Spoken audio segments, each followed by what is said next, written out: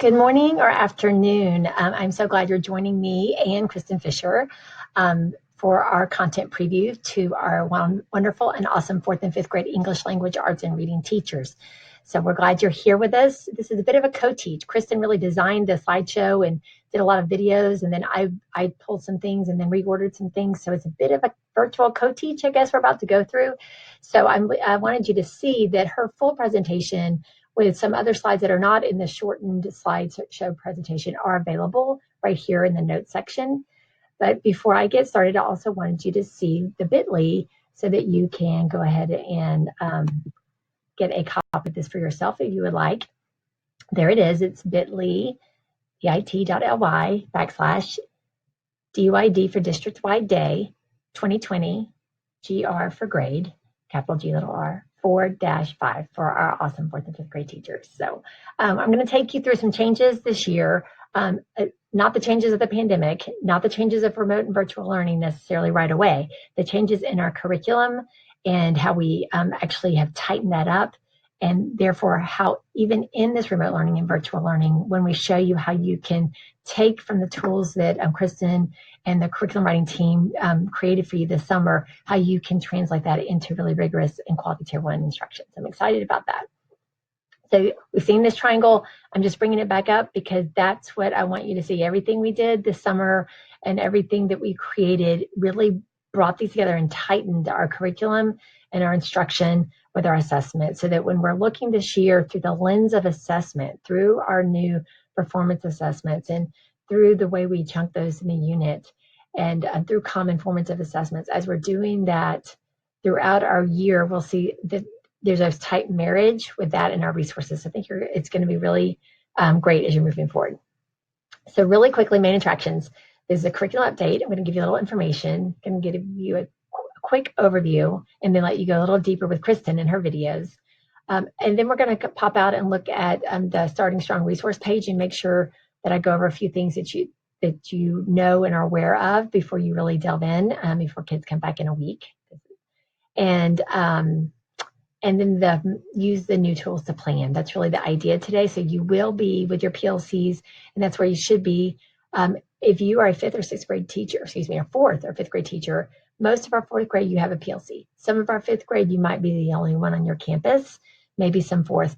If that's the case, I would get together with your 4th and 5th grade teacher at the campus, because your tools are the same and it would be helpful to collaborate. So, or you can connect virtually. We can always Zoom, which is awesome as well. The goal today, though, is for you to know the purpose of the new tools and how to use them to plan for learning.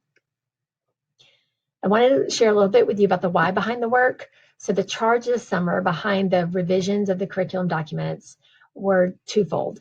One, to identify the essential standards for each TRS unit that would provide a focus for teaching. Because as you know, we don't have as many English language arts and reading standards as we used to have, but we still have a lot.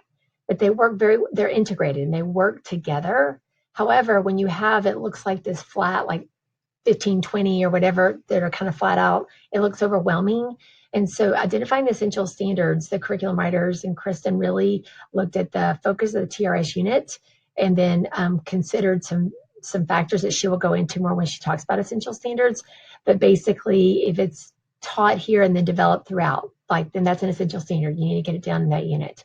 If it's a foundational standard, foundational to the essential, for instance, the literacy behaviors of self-selecting a book and reading for a sustained period of time. Some people dismiss that because it's not STAR assessed. However, what we know in growing and building readers is that if our students don't develop a literate life and identify as a writer and a reader and have that identity, then they'll never fully develop and grow into that reader and writer that we're wanting them to be. So those are some of the reasons that standards were identified as essential. So it narrows your focus, and then all the other language arts standards serve those in that unit. So it should help you make instructional decisions.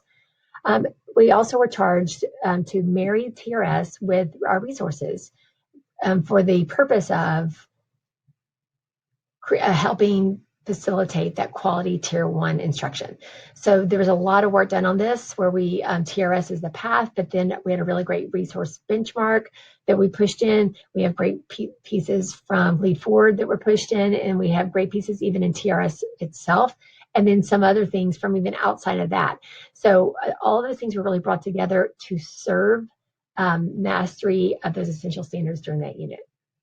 And then there was one other why behind the work that was not directly stated. It wasn't a charge necessarily, but it is what went into the work. And I'm super proud of this and proud of Kristen, who is now Dr. Fisher, proud of her and the curriculum team this summer for really honoring our commitment to balanced literacy within that workshop delivery model.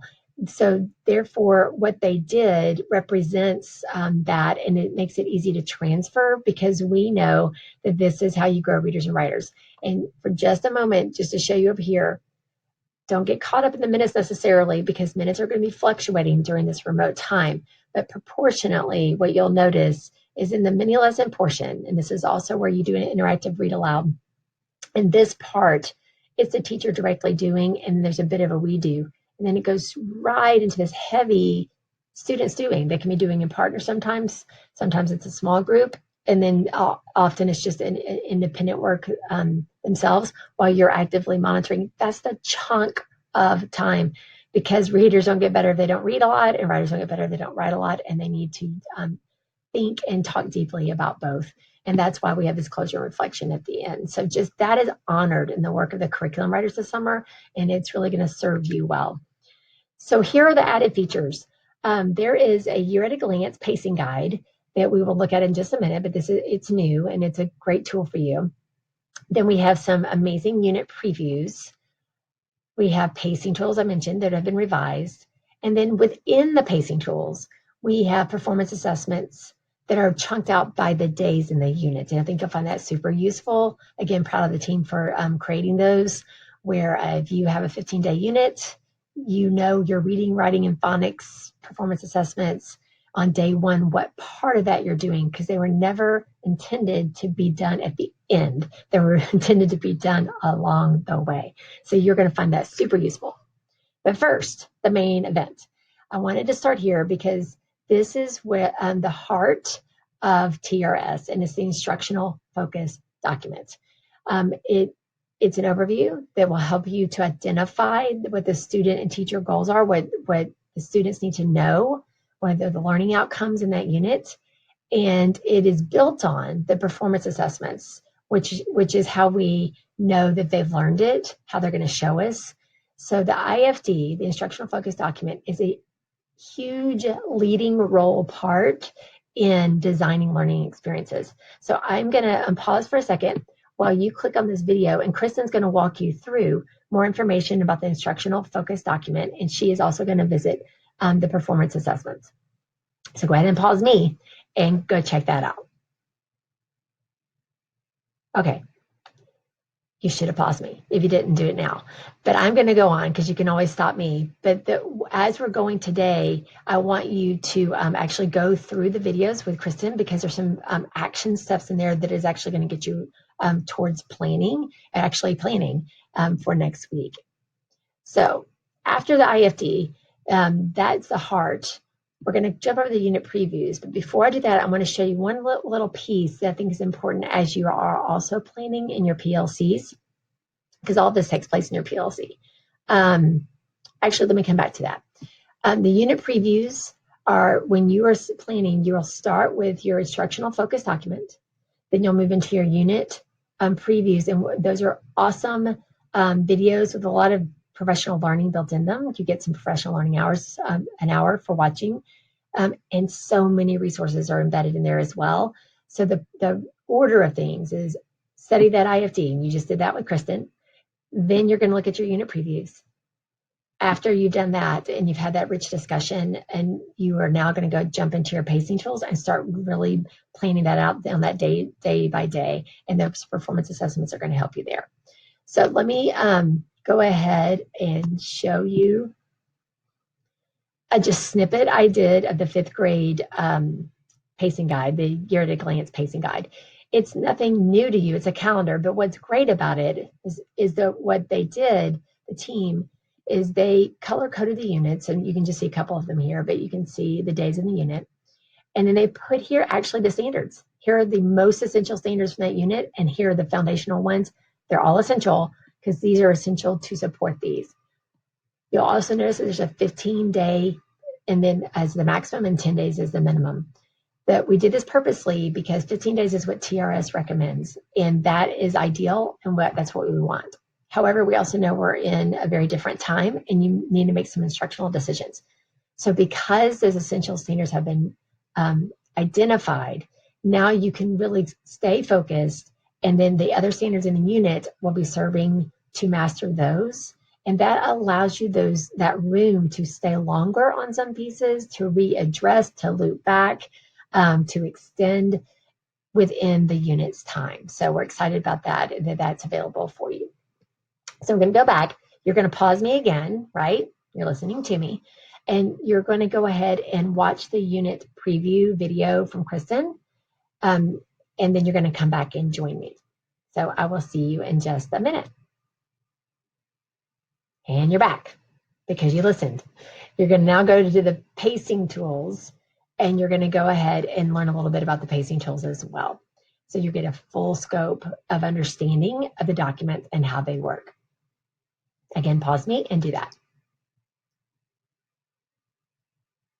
And now you're back because I'm not going anywhere.